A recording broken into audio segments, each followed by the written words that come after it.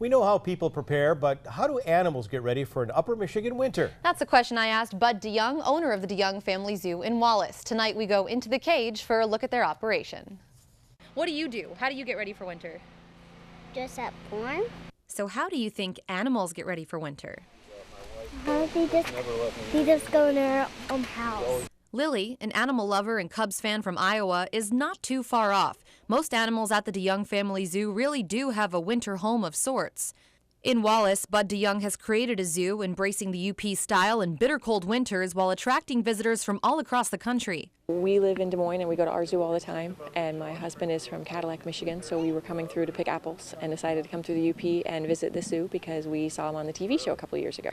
She's referring to the National Geographic show My Life as a Zoo, and while the show helped draw visitors, the owner says it's also stopped his influx of donations. Because people kind of got the mentality that, oh, they're making plenty of money off the TV show, and it just, which we didn't, and donations dried up, so we could always use donations. Donations to care for lions, tigers, hyenas,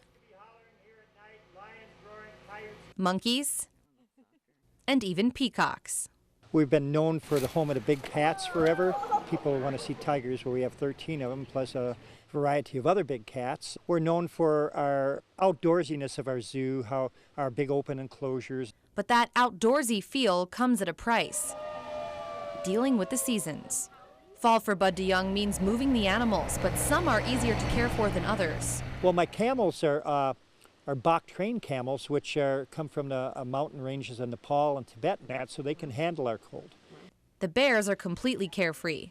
Generally, I could put straw in the dens. They will pull the straw all out, wait for the leaves to drop. They'll rake every leaf in that particular habitat into that den.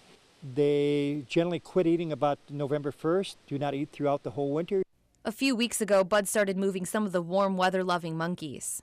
Primates, they're very intelligent, so they know the routine of locking up in kennels. Come on, rake your floor. They're going into the heated buildings where we have habitats set up in there for them because, the chimpanzees have to have 80 degrees. For other various monkeys, we just moved into spider monkeys to capuchins. Heating those buildings means keeping large stockpiles of wood. Last winter, not such a bad winter, I went to 103 cord. That real bad winter 2 years ago, 133 full cord of wood.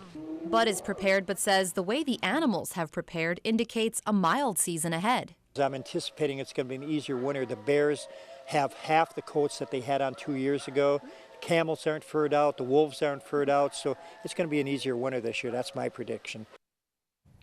We'll check in with Bud this January to see if that prediction was accurate. Tomorrow night, we'll look at how Bud manages to finance the operation through the winter and how it's the community around the zoo that helped those animals to survive. Yeah, maybe we can get the bears to tell us what the weather is. I don't think so. Although if it's that warm, maybe they'll come out of their dens. Who knows? That'd be historic. That would be different. As historic as the Cubs. Yes. Well,